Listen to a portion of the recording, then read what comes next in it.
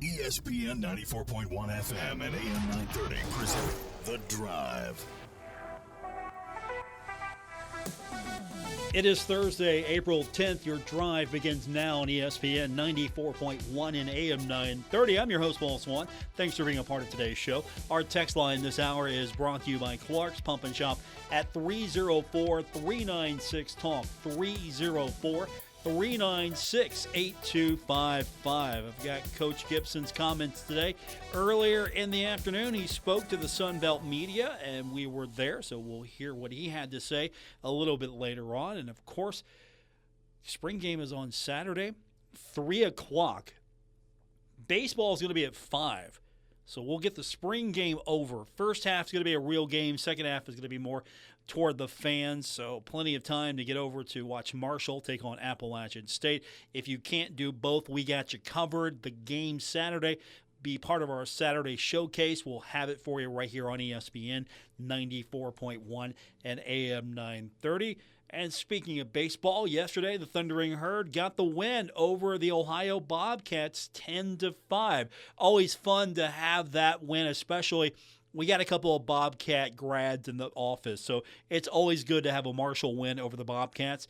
The Herd, as we mentioned, taking on Appalachian State. The series begins Friday night at 6 o'clock. Wasn't such a good day yesterday for softball. Kentucky got the better of the Thundering Herd 7-3. Herd will turn its attention now on the road at South Alabama, and that's coming up this weekend. And while we're staying with the Herd roundup, Marshall soccer taking on Michigan State. That's coming up Saturday night, 7:30. That's going to be at historic Crew Stadium. Championship of the College Spring Soccer League. Always a good time when Coach Grassi and his squad's involved. I'm just curious, how many people are going to opt out of going to the spring game and head up to Columbus to see the Herd take on Michigan State? Now, I'm going to guess maybe 1,000 Herd fans. What's the usual average here? A couple thousand watch the Herd take on any and all at the soccer complex? I'm thinking about 1,000 Herd fans. Maybe more. I know the Columbus area grads and the alum and just transplants, everyone that's in the Columbus area. I'm pretty sure there's going to be a large group of Herd fans. There'll be probably more Herd fans in that stadium than Michigan State fans. And so Chris Grassi looking for another trophy.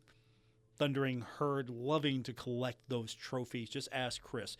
He's a big fan of the trophies, a big fan of the regular season, but he's been a proponent of things like this for a long time. So Herd in action Saturday, taking on Michigan State.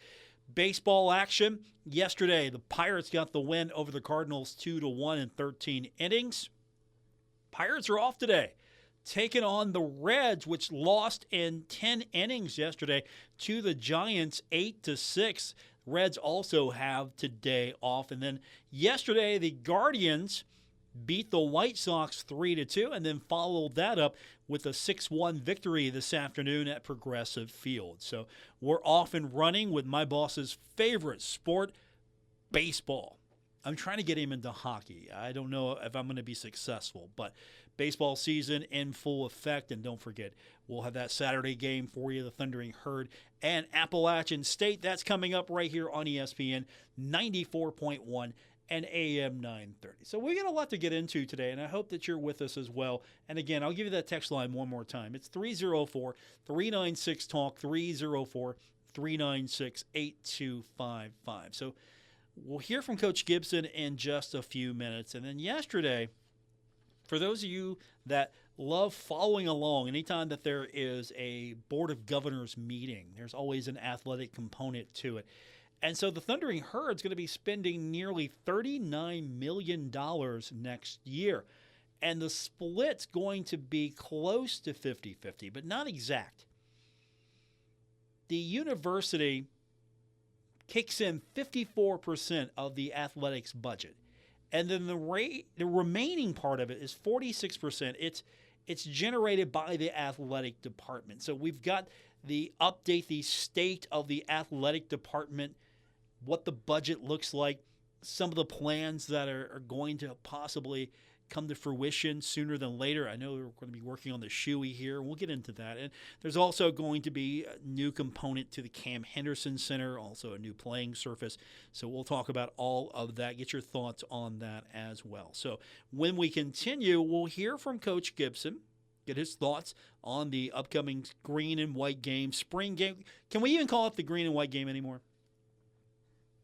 Should we call it the green and white game? I know the three colors are green, white, and black. And you know the excuse years ago, well, we didn't have enough of one color, so we had to go with black. And Coach Huff was always making the plea, hey, if you'd like to donate some money so we can get some more uniforms. And that's the one thing that I think the humor in a way backfired for me. And I get it. Sarcasm, it runs through my veins as well. But, you know, when you're trying to build a university, you're trying to build a program, I don't know if you're going out there and just saying, look, we can't afford these things. So, you know, we did black. So if you can help us out, give us some money. You know, I get that you need to fundraise. And of course, fans are always going to have a critique of whatever you do. Hey, look, why are you wearing too much black? Why aren't you wearing green and white? Those are the school colors. Get rid of the black. For me, I like the black, actually. I'm actually become more of a fan of it. And speaking of things like that, we're not going to do it today. We're going to hear it tomorrow. I'm going to save it for tomorrow. But we've got some of Coach Huff's comments from his appearance on the teleconference earlier today. The one thing that really stood out for me, and I'm not going to get too much into his details. He's trying to build the program. He talked about how there's more buy-in because they have a proven track record. Also referred to Marshall as the previous program, the other program. He didn't refer to Marshall directly. The only time he actually referred to Marshall is when he had a question about the DJ and how the kids coming in last year when Marshall last played Southern Miss, how the kids really thought, oh, this is cool, we love this. And so he talked about that, kind of get an idea like, hey, look, that kind of music's not my thing, but, you know, we got to play that kind of stuff. We got to do with, you know, we got to grow the fan base. We got to do with the kids, the student body. And I know if you mention anything like that, having the house DJ, do you think we're going to have a house DJ? That's a good point. Are we going to have a DJ at Marshall football games? Do you think Coach Gibson is going to say, yes, let's have a DJ? I need to ask him about that, but we will get into all of that. Do you want a DJ at Marshall football games? That's one I think we can get a lot of people reacting to. Do you want a DJ? Do away with the DJ at Marshall games. 304-396-TALK is our text line, 304-396-8255. It is brought to you by Clark's Pump and Shop. When we continue, we're going to hear from the head coach, Tony Gibson, on this edition of The Drive. It's on ESPN 94.1 and AM 930.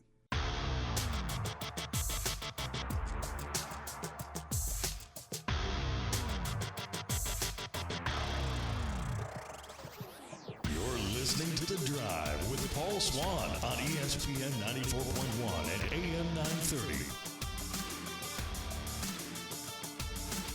Our text line this hour is brought to you by Clark's Pump and Shop at 304-396-TALK, 304-396-8255. Last segment, if you weren't with us, we were talking about some of the things that are going to be happening soon, spring game, and of course, the atmosphere might be a little different. We've got a different coach now and Coach Gibson.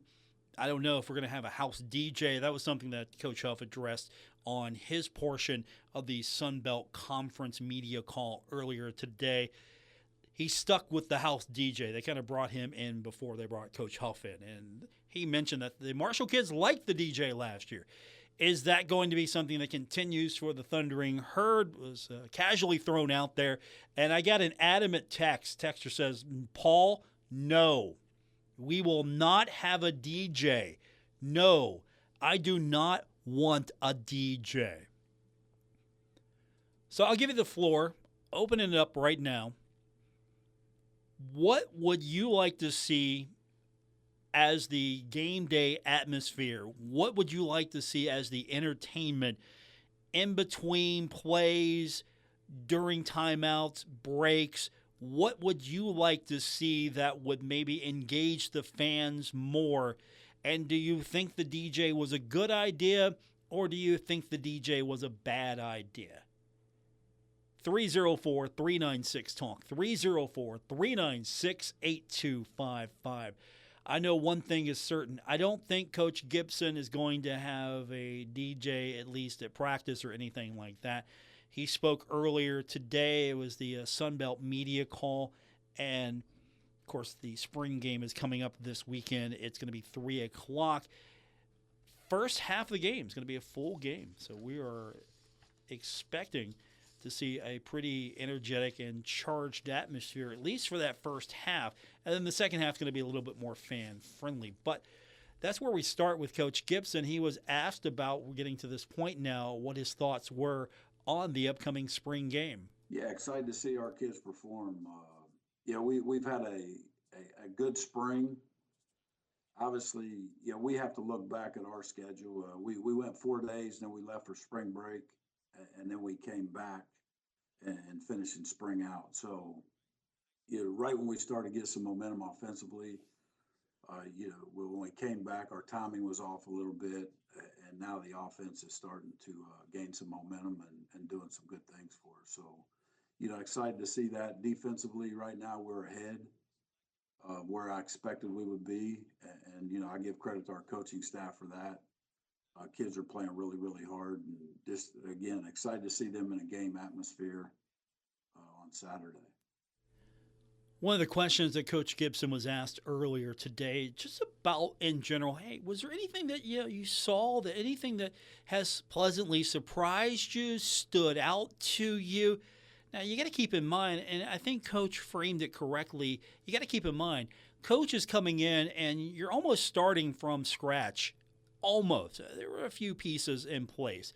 But you bring in a new coaching staff, you bring in a new roster, and that's how Coach responded. Nothing really surprising or standing out because this is a brand new team, so you're learning as we go. But that was his goal, to come in and rebuild the roster, and I really appreciate how Coach reframed this. Obviously, we had to rebuild this roster. We have 62 new guys right now on the roster, and just seeing these guys start to come together is what's been great for me, and watching our staff coach these guys, teach schemes, and for our kids to go out and execute. Really, really excited about that. And you could feel our team, again, the personalities are starting to come out right now, and guys are stepping in. We're starting to get some great leadership out of the quarterback room. So, just those are the things that makes me excited as the head coach. Speaking of that quarterback room, Coach was asked, what should fans be excited to see on Saturday? And I'm going to ask you, what are you excited to see on Saturday? What are you looking most forward to when you go and watch the Thundering Herd in this scrimmage, the spring game? One thing that Coach is excited about, as he just mentioned, that quarterback room is probably where all the excitement's going to be, at least early on. Again, I think our quarterback room is coming along. I think that the most depth we have on our roster right now is on our defensive line, offensive line, and corner. I think we've done a really good job at recruiting our needs, and so excited to watch those units play. And then there's a couple other positions. Obviously, everybody knows Toby Payne coming back at tight end. Just to pick out a few individuals, Toby is going to be a guy. Carlos Del Rio, our quarterback, he's special, along with Zion Turner and Ja'Kai Long. So they're still battling it out. Defensively, a name to watch for is Cam Smith, a safety that I really, really like. Javay Gilmore is another kid that has really stepped up and done some good things. And then we have a nose guard, Katron Evans, that I'm excited about as well. That's comments from Coach Gibson earlier today on the Sun Belt Conference media call. Now, one question that I think that we can ask every coach every year and get a different answer is just how are you dealing with the uncertainty of this time of year? Now, the way this question was framed, Coach Gibson is obviously a first-year head coach, He's also in a new situation. He's at Marshall, first-year head coach. Coach pretty much laid it out. It doesn't matter if you're head coach, you're position coach, assistant coach. It's pretty much the same as far as dealing with the uncertainty. And we're talking about the transfer portal. We're talking about name, image, and likeness. All of this is new for every coach. Yeah, whether you're a head coach, a defense coordinator, offense coordinator, it's all the same issues. So, but what we have to do is it's all about retention right now. We've done a great job of getting the roster built. Again, we had 108 guys when spring ball started, and now we have to be able to retain some of these kids.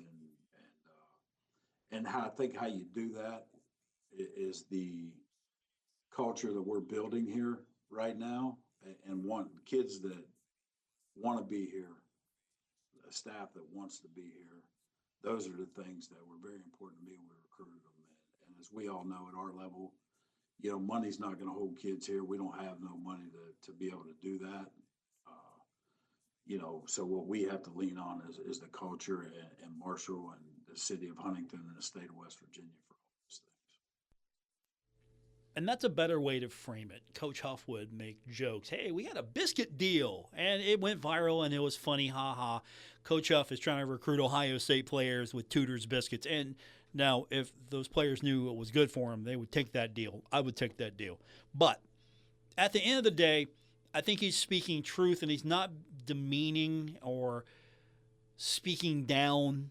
He just laid it out. Look, these kids, we gotta attract them, retain them, and it's not going to be dollars that keeps them here. It's going to be the culture that keeps them here, because there are kids that want to go out and play Division I football, and they're good, and they don't necessarily want a paycheck. They want to go where they can develop, learn, get a good education. Believe it or not, there are the majority of student athletes out there, they value the education. And so the way he lays it out, look, we got to retain them. We got to win them with our culture. It's not going to be dollars. We're not just going to be throwing cash around. And we'll talk about that budget in just a few minutes. One more from Coach Gibson today. And if you know anything about Marshall, is Thundering Herd fans support Marshall players in the National Football League. If you're a Herd player and you're in the NFL, your merch is going to get bought because there's going to be Herd fans buying your merch because you were a Herd player. Now you're in the NFL. Me, I root all the Herd players on except when they play the Cincinnati Bengals, but that's another story for another day. Mike Green, potential to go first round. What's that going to mean for Marshall? And the way this was framed, the fact that Mike Green wasn't a Coach Gibson player, but he might as well be, the way that Mike Green has offered to be a part of this program still, and the way that he has approached Coach Gibson.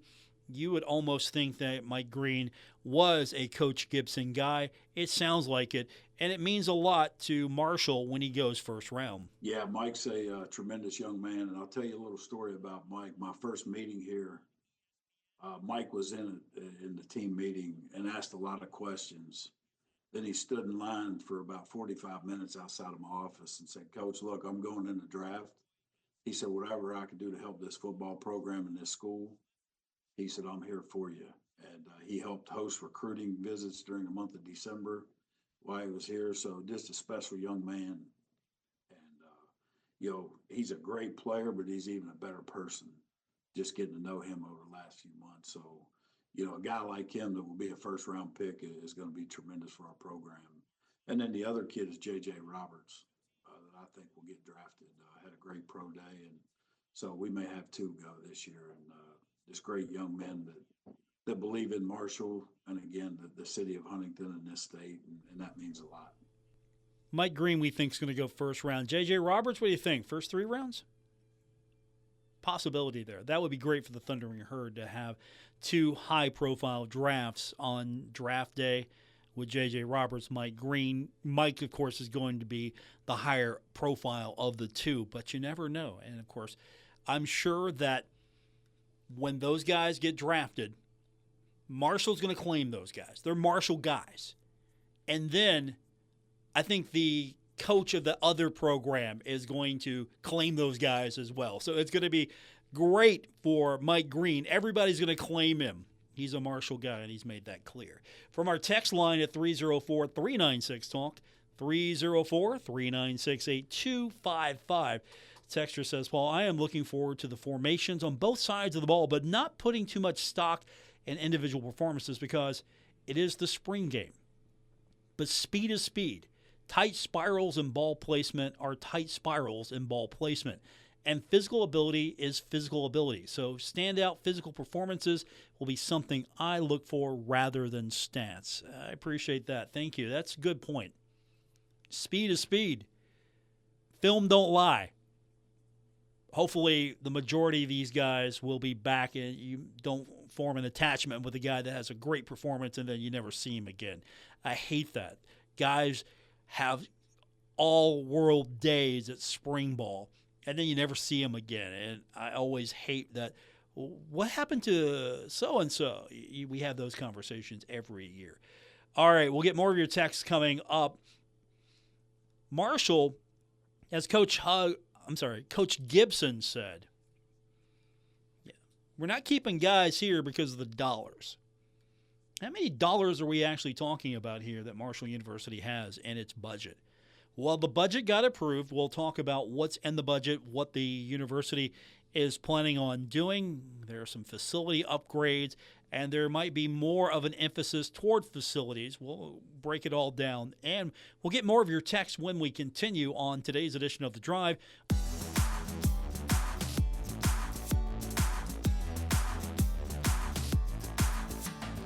This is The Drive on ESPN 94.1 and AM 930. Follow at Paul Swann on X for Marshall sports updates and more. We continue on with this edition of The Drive. Our text line is brought to you by Clark's Pump and Shop, and we open that up every day, 304-396-TALK. Texter says, Paul, I think the DJ's mom liked the DJ. Not sure about anyone else. That's in reference to, will there be a DJ at Marshall football games this fall? I appreciate the text. I don't know. Can we afford a DJ? Wouldn't we put that in something else? Look, I'm a traditionalist when it comes to college football. College football is different from pro. I like pro. College, though, has a different flavor, and I think it should lean into those different flavors. Maybe you run the organization like it's a pro model if that's what's going to work. I'm fine with that. I think the rules maybe should be closely aligned with the NFL, but not exact because, again, it's a different flavor. What works, you keep. And also, I've been a big fan of just that college atmosphere. The band is blaring. It's playing. You don't have the canned music. And I don't know if having a house DJ and a canned music is really going to increase attendance. I don't know if students are going to go, oh, hey, Marshall football, there's a DJ. Let's go. I don't know if that's going to happen, but I could be wrong. I'm of a different generation. I know a lot of you are a different generation, so should the herd have a house DJ? Or are we going to see more focus on, say, the band? I like having the atmosphere on game day of just the sights and sounds of the band playing, and I'm good with that. And, of course, you're still going to have other entertainment options on the scoreboard.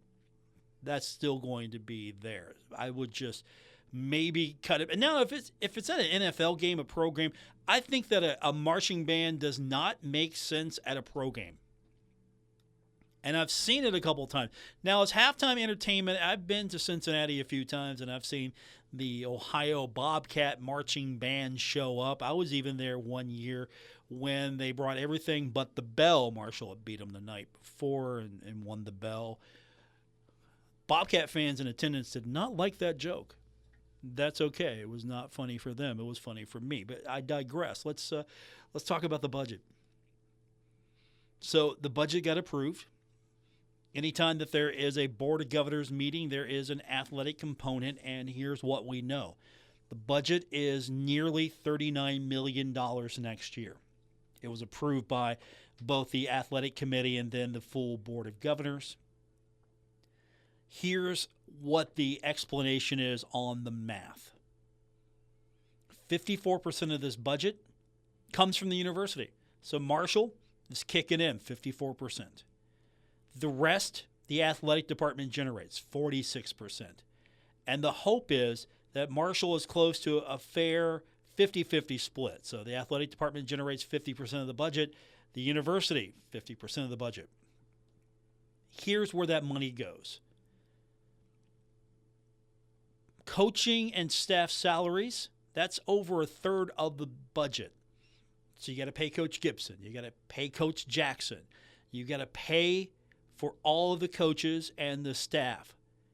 And then you got to pay for athletic scholarships. 24% of that pays for athletic scholarships. And then you throw in team and staff travel. That's almost 20% right there. So it's important that you're in a league like the Sun Belt, because if you're in a wider, expansive league, the revenue would need to match the travel. And right now, I think that the travel is manageable in this league, but that's nearly 20% of the budget. The rest, miscellaneous supplies, other services. And there's going to be some new guidelines, new NCAA standards. And so under those standards, Marshall athletes will see their education paid for. It's either going to be by scholarship or tuition waiver. And right now, there are 416 athletes on Marshall teams. The example that was given to the athletic committee by Marshall's athletic director, Christian Spears, is to how football athletics would operate. And so under this new NCAA model, Thundering Herd will have 105 players on the football roster. 85 will be scholarship players, and then 20 players will receive tuition waivers. That's going to be provided by the university. What else is happening? Well, there's improvements coming, some that have been announced, some that you might not know of. The big one is going to be the deck that's going to be on the south side of the Shuey Athletic Center. And that's going to begin construction probably next week at earliest. And that deck is going to be premium seating. There's going to be some additions to the Shuey. And it's going to cost under $2 million, $1.8 million. There's also a project that's going to begin at the Cam Henderson Center. There are going to be new suites. Also, we're looking at a new playing for the Herd in basketball. So the floor, which was fairly new, but we're going to get a new surface. And then we're going to see new suites at the Cam Henderson Center. And that's going to be additional revenue. And that's going to be an opportunity to offer a more premium experience, because where are you going to generate that extra money? Well, you've got courtside almost maxed out now. Those courtside seats, you've taken almost every inch of space you can possibly take. Do you wrap around more and just have almost a complete wraparound and add a few more seats? It's a possibility, but you got to find places for premium seating and premium dollars. So what do? You create suites, and that's going to be everywhere. You're going to see probably facilities at some levels get smaller but have more premium space. And there are people that will want that premium space. They go to the game, but they're paying top dollar so they can go to the game, but they can socialize and they can have a good time. And here's something else that you keep in mind, because this was also addressed. University, the athletic department, looking for new revenue streams. And the facilities are an opportunity. Case in point, which was brought up. August 30th, country music artist Zach Bryan's going to have a stadium concert. It'll be the biggest stadium concert that has been at Jones C. Edwards Stadium. We've seen smaller events there. We had the Rally for America years ago with national radio personality. I was there. Glenn Beck. That was an event that brought in a lot of people, and they had a stage. But this is going to be on a larger scale than that. Wasn't there a band? I forget the name of that band. That's how impactful it was for me years ago with one of the spring games. And so if you have facilities that can host these events, that's going to generate revenue. And so you start off big with Zach Bryan, and if you have spaces which you can rent out, it doesn't have to be just a concert. I think that's a great starting point. Open up the stadium, have a couple of big concerts, at least one a year, if not more. And I think more is the way to go. And that could include the Henderson Center. You could open up the Henderson Center and have smaller events that don't require a stadium, maybe a smaller, intimate concert, a band, some event that you don't need the space of a football stadium, but the Henderson Center would be suitable. I don't think we're going to see WWE roll into Huntington anytime soon and say, hey, we're going to broadcast live from Cam Henderson Center. You might get a smaller promotion like that. And just using that as the example, you know how WWE will go into large arenas. At one time, WWE did the live TV broadcast of Raw. This was years ago at the arena downtown. It was a live broadcast. I remember Stone Cold was tag teaming with Shawn Michaels. I had ringside seats. That's why I remember that. And so an event that just got brought up, and I appreciate this from the text line, 304-396-TALK, 304-396-8255. Don't forget, Paul, texter said, DCI Drum Corps International. That is an annual event, and that's a great point. And what if you could bring more events like that as well? How do you accommodate those events? Well, you want to have points of sale, improve concessions. You want to improve bathrooms. Absolutely want to improve bathrooms. Make the event the best it possibly can be. How do you do that? You make sure that the facility is the best it possibly can be. You got to start somewhere. And so if you can improve your concessions, you can improve your experience. Someone comes in and doesn't look at the Joan and go, this concourse is really dingy. These bathrooms go back to 1991, 92. Yeah, this isn't really a great place.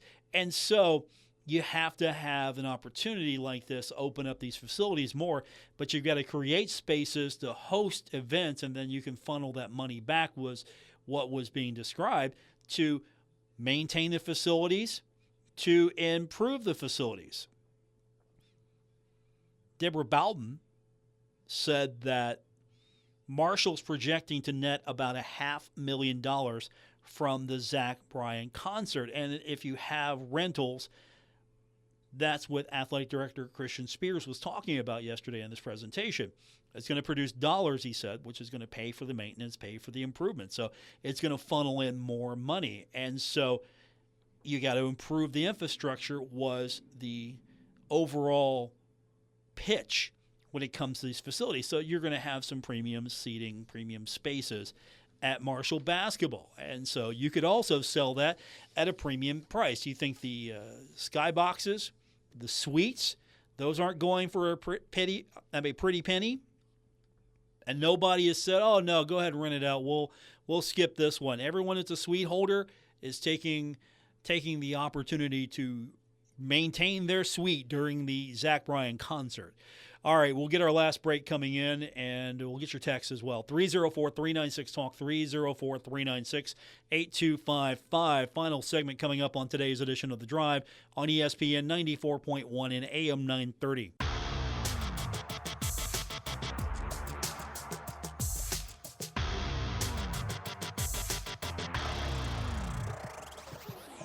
This is The Drive on ESPN 94.1 and AM 930. Miss an episode? Catch it anytime on Apple Podcasts, Spotify, or wherever you get your podcasts. You can also get our podcast on the homepage of our website. Just head over to WRBC.com. We got all the links right there, so whatever you're using, If it's Apple Podcasts, you can get it and deliver it right to your phone. Just hit that subscription button. It is free, no charge whatsoever, delivered to your phone daily. And of course, if you can listen, we appreciate that live. And if you got to take the phone with you and you can't find it on the radio, you got to go and you got to listen to it, but you got to go. Well, we got you covered. Just download our app. It's free. You can stream the show live, or you can listen to the podcast right there. We got a tab for it. So everything in that one app, just head over to WRVC.com. Our text line this hour is 304-396-TALK, 304-396-8255. We've had a full show today, talking a little bit about the Marshall athletic budget, also talking about facilities, the hope to improve facilities, start hosting events. Could you start making bids, maybe proper bids to sporting events? I know there was a push to try to bring the football championships. It was a joint bid between Huntington and Morgantown to kind of bring those championships on an alternating basis. It's a novel idea. Maybe you can come up with something in the future. And in West Virginia, it's different than Ohio or Kentucky. And in West Virginia, you're having these events, high school basketball especially, you're having these at the high school venues. That's where the money goes. What if you could bring everyone together at, say, the Henderson Center for sectional and regional action, just have one big basketball festival, 2 or 3 days of high school basketball for the region. How special would that be for the kids to get a chance to play at the Henderson Center? If you're north, how special would it be? I don't know if it'd be overkill, but you could have kids playing at the Coliseum in Morgantown, play at one of the smaller venues. You could do that, and you could rent these venues out, or you could do some special things. You've had Cabell Midland playing Ironton in high school football on days in which the herd on the road or not playing and using the football stadium. You could possibly do that in the future as well. Maybe more high school basketball games being played, big games, try to attract a bigger opponent, out-of-state opponent, and you could use the Henderson Center as the venue there. But you want to make sure that the facility's up to spec. And that's just the tip of the iceberg here. We're probably thinking maybe even too small there. What kind of events would you like to see at Marshall facilities? Would you want to see more of a sports type usage? Would you like to see more out of the box, more concerts, more shows? Maybe you could have a trade show at the Cam Henderson Center. Who knows? But the possibilities are endless what you can do, but you got to have the facilities. And football definitely needs a lot of TLC. The stadium showing its age. And I might get chastised for saying that, and that's fine. I think you all will agree there's a lot that needs to still be done to maybe bring Joan C. Edwards Stadium back to a more pristine form. And I don't think that we're speaking out of turn. There are things that are going to be expensive to fix and need to be fixed and need to be addressed. And maybe this will help if you start opening these facilities up and doing more. That's going to bring in more revenue, and you bring in that more revenue, you can maybe invest that into the facility, make it nicer, then you can go out and get some more events and then invest that revenue. You see, it's a pattern. And hopefully that's what we're heading toward, is having a different revenue stream that's maybe independent of what you're bringing in for athletics. At the same time, that money is going to go and benefit athletics because you're improving the venues, improving the facilities, improving the offerings. The facility wars will continue. It's just not necessarily what's going to attract the kids these days. Once, a brief upon a time ago, had to have an indoor building. Why? Because everybody's getting an indoor building. Everyone's getting a practice field. And so Marshall has exactly one practice field. You have Joan C. Edwards Stadium, and then you have the indoor facility. You don't have a practice complex. You don't have the opportunity to go out and practice on grass. We're playing a grass opponent, so we need to go practice on grass. You don't have that opportunity. So those are all kinds of facility wishes, I'm sure, that are going to be brought up down the line, but you got to start somewhere, and you got to work on the facilities you do have. And that's going to do it for this edition. Thanks for tuning in. A quick reminder, if you just joined us a few minutes ago, you want to go back and catch it. Again, get our podcast. It's available on Apple Podcasts, Spotify, or wherever you get your podcasts. You can also go to our website and get it there, WRVC.com. Thanks for tuning in. I'll be back with you tomorrow here on ESPN 94.1 and AM 930.